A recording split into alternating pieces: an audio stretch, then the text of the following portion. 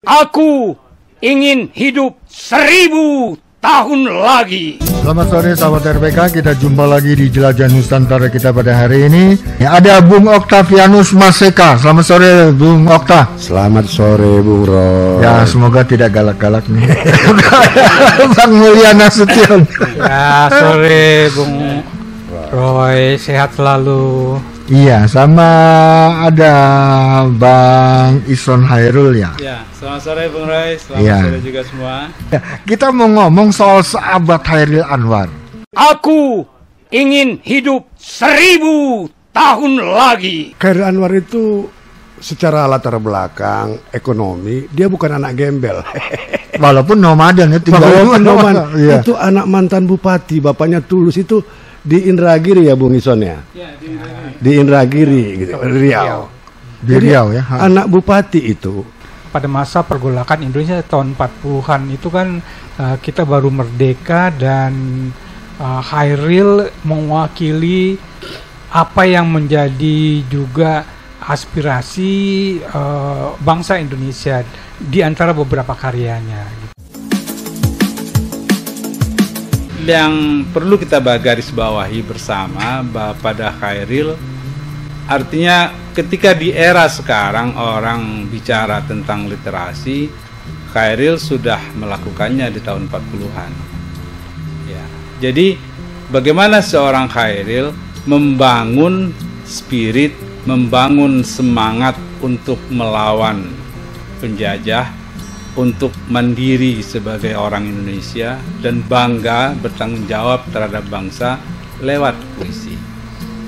Ini yang pada masa itu mungkin sesuatu yang hampir nggak ada barangkali. Gitu. Jadi bagaimana menggunakan puisi, sastra untuk membangun rasa kebanggaan pada bangsa. Ada dua hal yang bertentangan. Di satu sisi orang menganggap bahwa sajak-sajak Chairil adalah sajak-sajak individualis. Aku misalnya. Tapi di sisi lain, Chairil adalah orang yang sangat menghargai proses regenerasi. Kaulah lagi yang akan memberi makna pada tulang belulang ini. Kerawang Bekasi. Kerawang Bekasi. Jadi ini menunjukkan bahwa Chairil paham gitu. Apa yang dilakukan sekarang nggak akan selesai hari ini. Juga dilanjutkan oleh generasi berikutnya.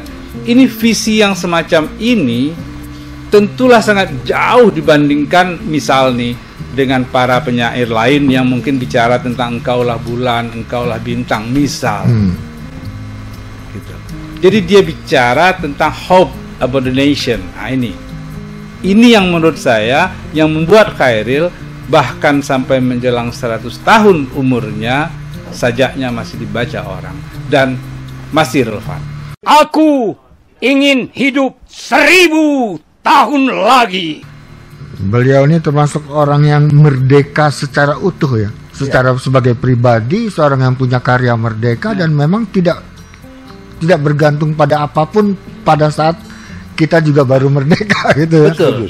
Jadi di masa itu mungkin orang masih paternalistik ya, artinya hidup dalam suasana orang tua yang punya fasilitas atau bapak wedana atau apa. Tapi seorang Chairil yang dari beberapa bacaan yang saya baca dengan rekan-rekannya ketika dia datang dari Medan ke Jakarta, itu kan dia datang bersama ibunya.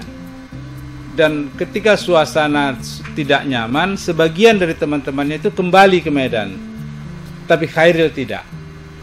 Teman-temannya kalah sebelum bertarung. Iya. Nah, jadi dalam satu percakapan dengan Bapak Bapak Kepala Dinas Kebudayaan kita, Pak Iwan Henry Wardana. Iwan Henry Wardana. Tokoh Chairil Anwar walaupun beliau meninggal dalam usia muda, tapi karya-karyanya sudah begitu melekat di hati masyarakat bahkan sampai dengan saat ini.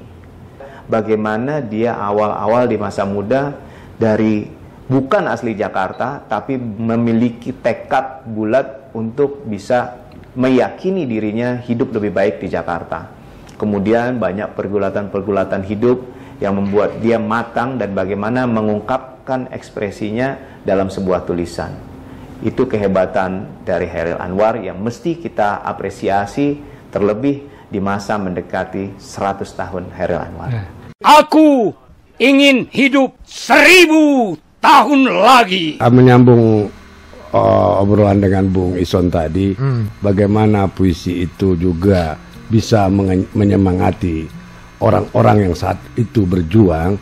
Itu di salah satunya disebutkan dalam puisinya Chairil yang berjudul Persetujuan dengan Bung Karno. Ayo Bung Karno, kasih tangan, mari kita bikin janji. Aku sudah cukup lama dengar bicaramu, dipanggang atas apimu, digarami oleh lautmu. Dari mulai tanggal 17 Agustus 1945, aku melangkah ke depan, berada rapat di sisimu. Aku sekarang api, aku sekarang laut. Bung Karno, kau dan aku satu zat, satu urat. Di zatmu, di zatku, kapal-kapal kita berlayar. Di uratmu, di uratku, kapal-kapal kita berlayar. Di uratmu, di uratku, kapal-kapal kita bertolak dan berlabuh.